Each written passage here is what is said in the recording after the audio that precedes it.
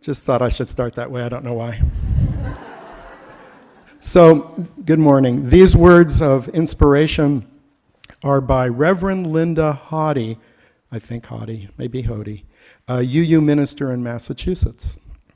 Enter with me that still place within, the center, where we find not only our inmost selves, but also our connection to the farthest reaches of the universe. Here we confront our aspirations and our failings. Though we seek always for our lives to be full of goodness, we sometimes lack courage to do the right justices that confront us. Though we seek always to be generous, sometimes our fears cause us to be greedy. Though we seek always to walk the moral high ground, sometimes we judge others too quickly and too harshly. Though we seek always to understand the larger mysteries, sometimes doubt causes us to lose faith in our purpose. Here, in this space, made sacred by your shared lives and our shared yearnings, may we find new courage, new generosity of spirit, and forgiveness given and received, and rededication to the higher purposes of our lives. Thank you.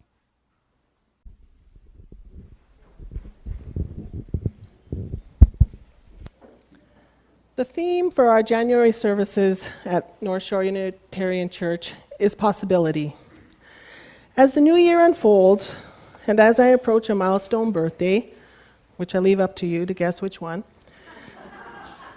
I find myself thinking a lot about what is yet possible in my life, considering and reconsidering various goals I've had, trying to evaluate if any of my larger hopes are still important to me. What I'm starting to realize is that the things that are important to me now are less and less about achievement or accolades, and more about truly understanding what makes me happy and building more of that into my life. Some of the things that are on my list are being in balance emotionally, physically, and mentally. Spending time with people I feel comfortable with, being out in nature, snowshoeing, cycling, swimming in fresh water, seeing live theater. I also want to continue to grow and challenge myself to try new things, to include some things that scare me a bit. Perhaps that means doing the polar bear swim, or going on the rickety wooden roller coaster at the PNE. Whatever makes the list, I want to be sure that I'm leaning into life. And so, I dedicate the lighting of our flaming chalice to all of us leaning into life, to appreciating, respecting, and supporting what that looks like for the people in our community.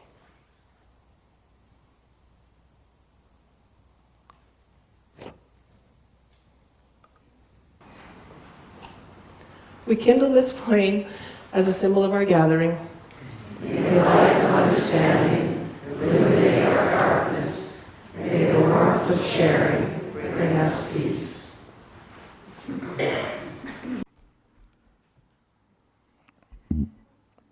So, good morning, everyone. Probably to clarify, my wife who's here with me today, we have been coming to British Columbia, and in particular Vancouver, for about 23 years. Yeah, and we love it here. But this is my first time I've spoken at UU churches, congregations. This will be, I think, my 24th time. But my first time doing it outside of the United States. And right now, as you can imagine, any excuse we have to get outside of the United States is quite welcome. So I do really appreciate this opportunity to share my understanding of true happiness from a Buddhist, personal, and psychological perspective. Do you believe in the possibility of lasting happiness?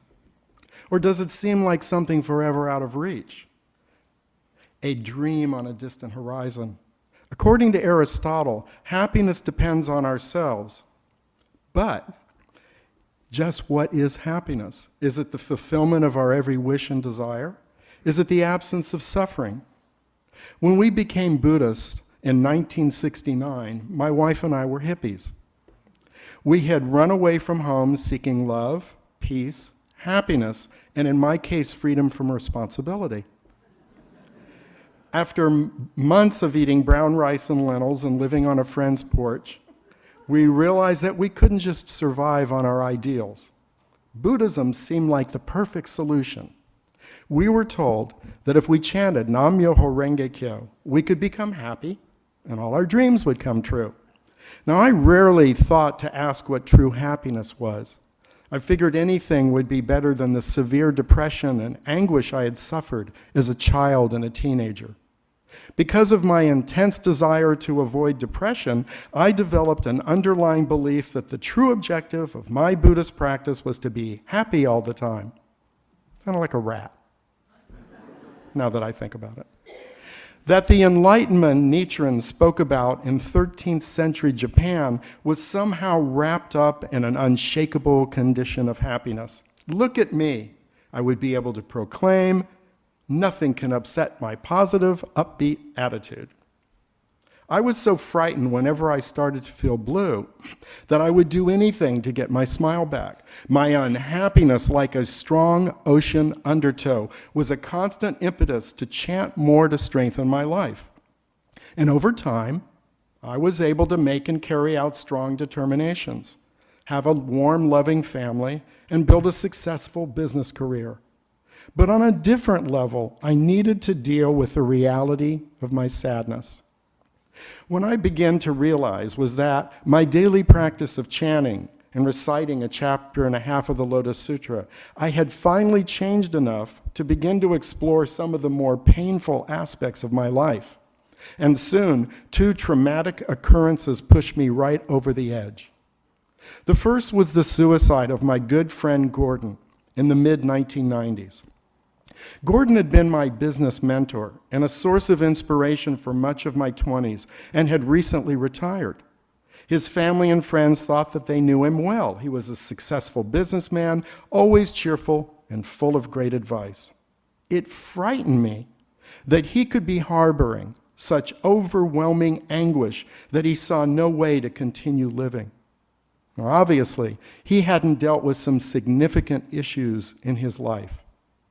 Considering my own traumatic childhood, I wondered if I was in danger of making the same mistake.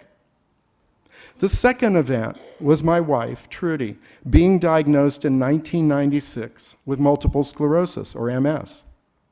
This was a challenging time that tested and then reinforced our commitment to each other and to our spiritual practice. Eventually, Trude learned to walk again, and some of the pressure we had been under was relieved. We had each gone through tremendous personal growth because of this experience. There's no point in being married this long if you can't embarrass your wife, which you just stand up so everyone can say hi.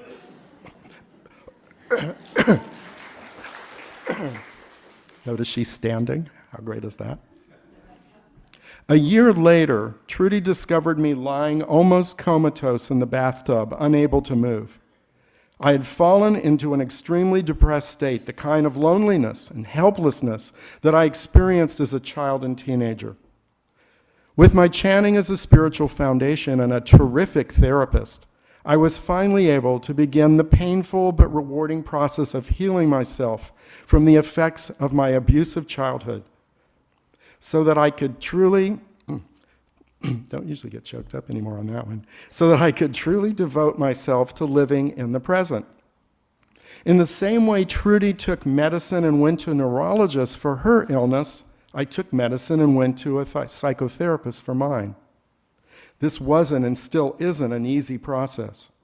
I've had to push myself through many tears and painful memories. I discovered that the messages I assimilated as a child from an angry father and a disinterested mother greatly influenced my opinion of myself.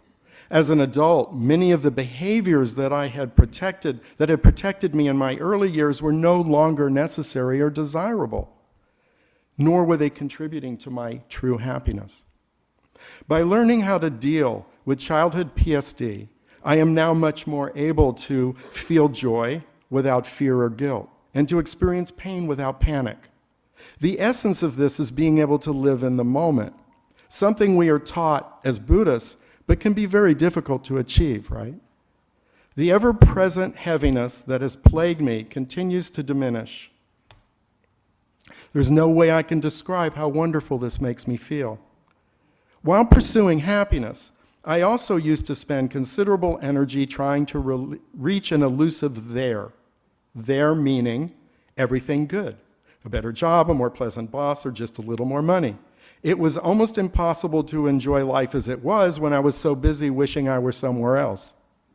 This also is not true happiness.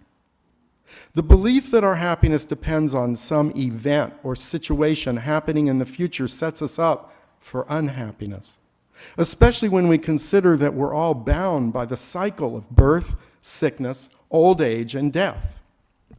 If we wait for a trouble-free life, our happiness will continue to elude us. Rather, the question is, how do we respond when confronted with the problems we will inevitably face? Eventually, I came to realize that true happiness is when I strive to do my human revolution, those efforts I make to overcome myself and to help others. Several years ago, a close friend, Ronnie Smith, on his deathbed, encouraged me to be the change. In other words, to become the kind of person I wanted others to be. Facing the imminent end of his life, this was the message or realization he most wanted to share. And I continue learning that a daily spiritual practice, along with positive action and compassion for others, really does contribute to my own true happiness and make a difference in the world. While financial and material wealth is desirable, it is the nature of our attachment to it that becomes problematic. In other words, does our attachment create value in our lives? Does it contribute to our own and others' absolute happiness? Or is it just a lesser relative happiness? Through my many years of Buddhist practice, I've come to realize it is spiritual wealth, the inner treasures of the heart, that really give us true happiness. Daisaku Ikeda, the third president of our worldwide lay Buddhist organization, Soka Gakkai International, has said, "The gratification of desires is not happiness. Genuine happiness can only be achieved when we transform our way of life from the unthinking pursuit of pleasure to one committed to enriching our inner lives, when we focus on being more rather than simply having more." In the 6th century, a Buddhist scholar, Tiantai in China, identified 10 worlds, 10 states or conditions of life that we experience within our lives, moving from one to another at any moment, according to our interactions with our environment and those around us. The first of these 6 conditions, as listed up here, are hell, a state of suffering and despair; hunger, being controlled by insatiable desire for money, status, or power; animality, ruled by instinct, with neither reason nor a sense of morality; anger, a selfish, distorted ego; tranquility, a flat, passive state of life; and rapture, intense joy stemming from physical or inner contentment.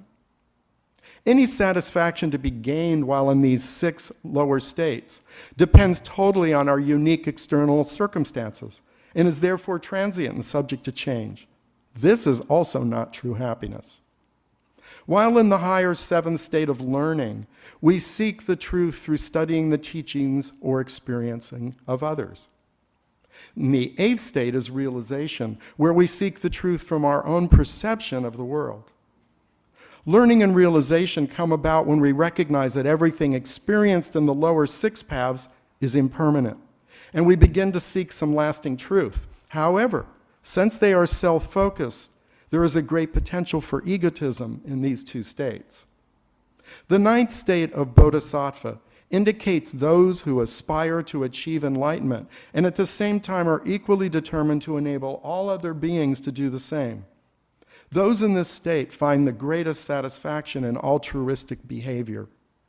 The state of Buddhahood represents an ordinary person awakened to the true nature of life, one who experiences absolute happiness and freedom, not separate from, but within the realities of daily existence. In other words, within the other 9 worlds.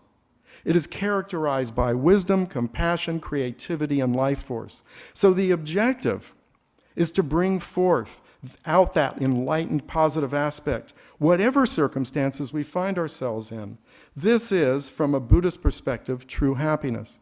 And I would add that the original Buddha that we all see the statues and the pictures of, when he died, right before he died, I have a hard time imagining him going, when I die and for the 2,000 years afterwards, please build tons of statues of me and worship them.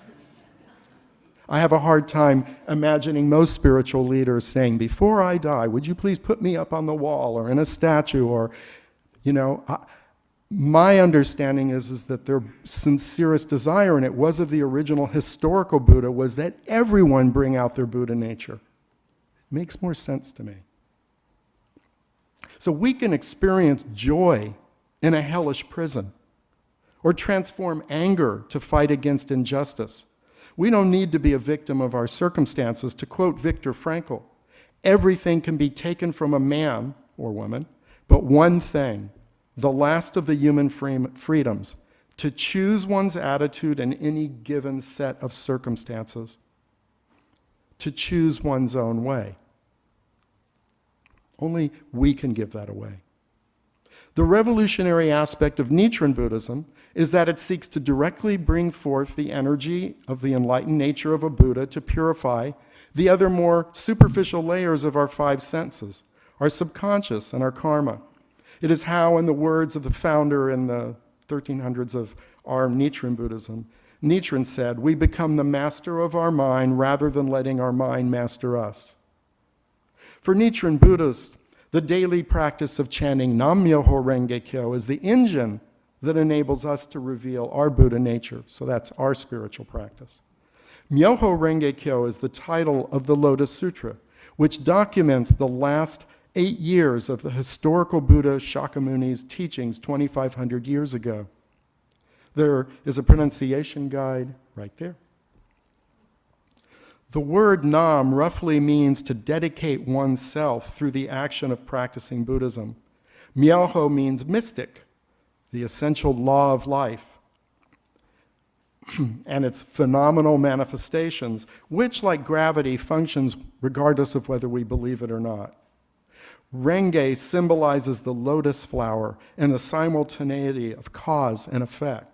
So for every cause, thought, word, or deed we make, whether it's any of us or even the president of a nation, a corresponding effect is stored in our life as karma, even if it doesn't manifest itself right away. Finally, Kyo is sutra, the truth expressed through the sound of one's voice.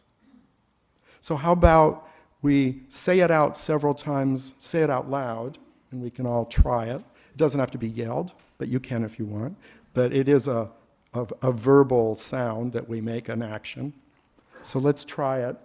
Nam-myoho Renge Kyo, Nam-myoho Renge Kyo, Nam-myoho Renge Kyo, Nam-myoho Renge Kyo, Nam-myoho Renge Kyo, Nam-myoho Renge Kyo, Nam-myoho Renge Kyo. Consistent with our Buddhist concept of relative and absolute happiness, psychological research has found that people in their later years whose primary focus in life has been the attainment of external goals, such as wealth, property, fame, and status, tend to be less happy. In general, they are said to experience higher levels of anxiety, suffer more from illness, and have less of a sense of fulfillment. On the other hand, people who have also paid attention to the treasures of the heart, not that the other two aren't important, their spiritual or inner well-being, Those people report being much more satisfied with their lives in their 50s, 60s, 70s. In the Progress Paradox, Greg Easterbrook draws upon 3 decades of wide-ranging research to make the assertion that while almost all material and physical aspects of Western life have vastly improved in the past century, most people feel less happy than in previous generations. So while pursuing physical and material fulfillment, what is most important is to develop these treasures of the heart: the ability to make wise decisions, the courage to never give up, respect for oneself, and compassion for others. These are the attributes that give real meaning to our external endeavors and accomplishments and lead to true happiness. In a fascinating paper in the 2017 International Journal of Wellbeing, psychologist Ashley Buchanan, who I spoke to on the phone from Australia, what an accent, proposes bringing together 2 areas of research: a being well perspective from positive psychology and a socially and ecologically oriented doing good perspective. He gives the example of benefit mindset as everyday leaders who seek to be well and do good. Wouldn't that be amazing? I'm waiting any day now. Wouldn't that be refreshing? It is interesting to note that this is in complete accord with the teachings of Nichiren, which emphasize the need to practice every day for the happiness of oneself and others. And I believe you all agree with that. I believe true happiness is something close to the joy or sense of fulfillment and confidence that arises from trying to make the world a better place and from the ability to enjoy our lives. Being happy is a sense of connectedness with everything around us. Happiness, Daisaku Ikeda said, is not found in a tranquil life free of storms and tempests. Real happiness is found in the struggles we undergo to realize our goals, in our efforts to move forward. Now, I realize now that we don't really believe that if people chant or meditate or pray, they will always be smiling and cheerful. Rather, they will be more fulfilled and happier with their lives. Lasting happiness comes from within and is a condition we can experience when or because we're facing difficulties. Even amidst the most trying times, happiness is not out of reach. We can move in the direction of our dreams and face our problems wisely and courageously. We can come to savor the greatest of all joys: the ability to live life with a deeper and stronger sense of confidence, appreciation, and hope. We have the power to take charge of our own destiny and can become a source of positive change in our family, local community, in the entire world. Lastly, just a very few words about our entirely lay Buddhist organization, just because many of you may not have heard of us. Over 12 million Soka Gakkai international members in 192 countries and territories, including Vancouver, develop their lives through daily chanting, neighborhood discussion meetings, and by studying the teachings of Buddhism.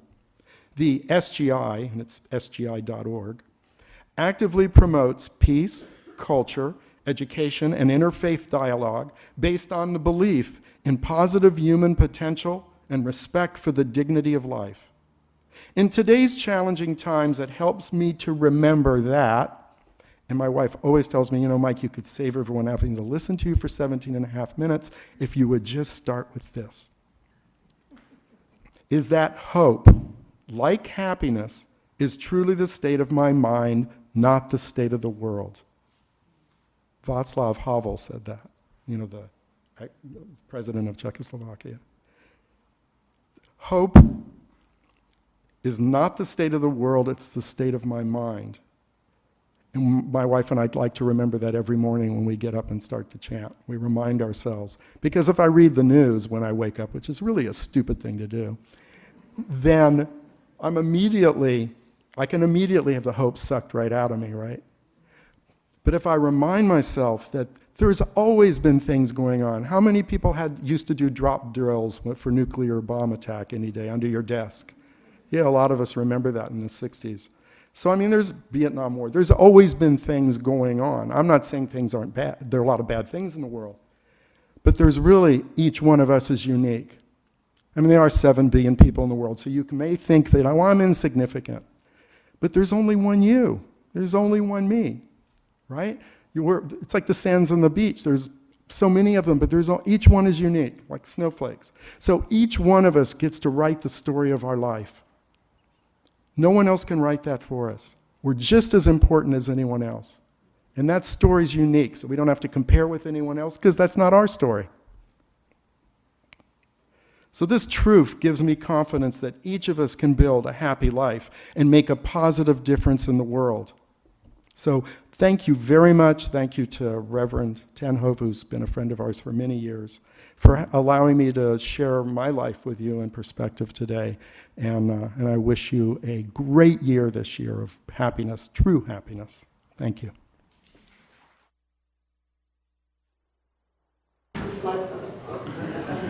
Sorry, we'll start again. We extinguish this flame, but carry with us the light of vision and the warmth of hope. The world calls us to live with depth, meaning, and purpose. We go forth with courage and love.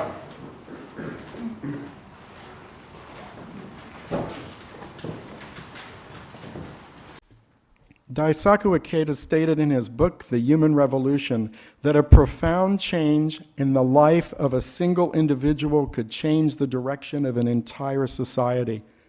When our faith in humanity is slipping, let's be inspired by the possibility of a world without hate. Let's remain convinced that each of our efforts to treat everyone we encounter with understanding and compassion makes a profound difference. It is exactly through making these efforts every day that we can reignite and maintain our inner confidence in the future.